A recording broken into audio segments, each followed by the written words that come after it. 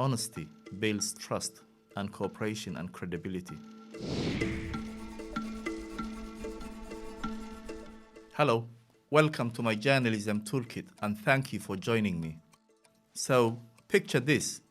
You're sitting with your bosses and they say, we have got the resources and expertise, you have got the ideas and access, let's collaborate. Bring us your ideas and we'll guide you through the process.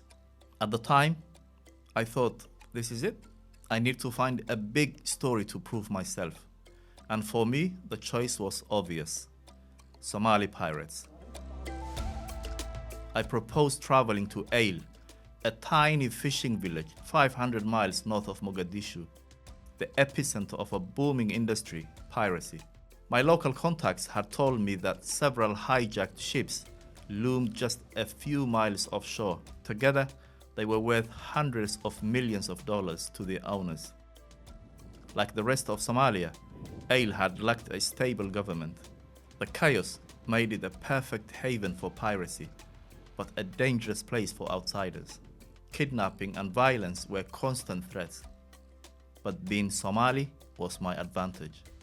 At first, my editors weren't sold.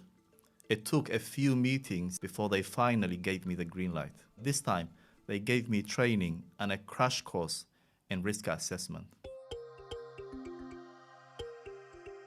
Here's the thing about risk assessments.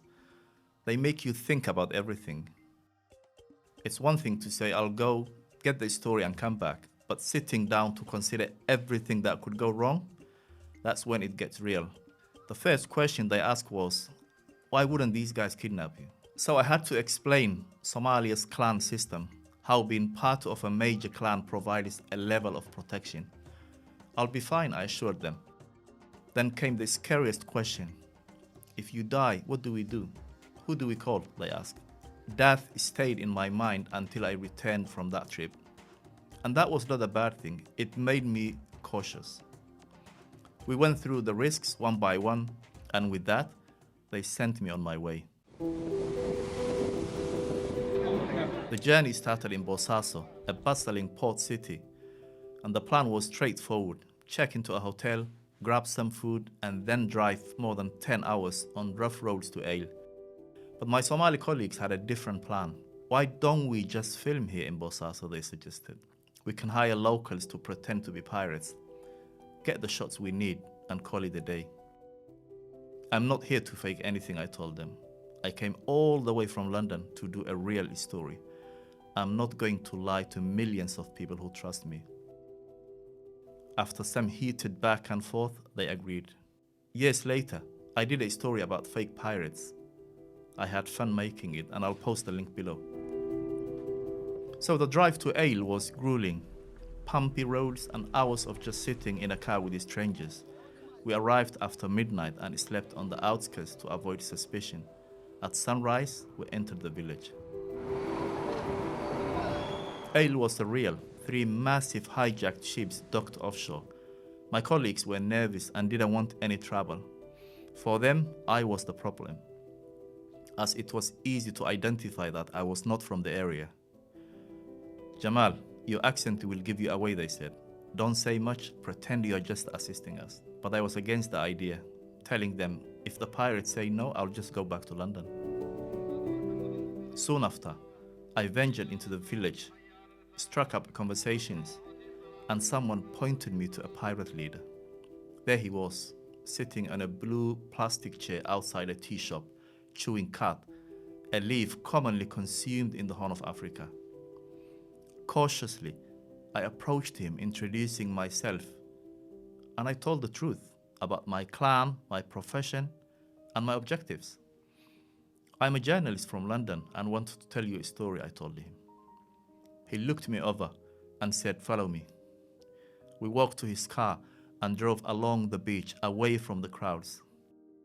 During the drive, he asked me to repeat my story twice. Finally, he said, I'll talk to my friends and give you permission to film. My honesty had worked in my favor. I was relieved. That moment reaffirmed a lesson I would carry forward. Honesty opens doors.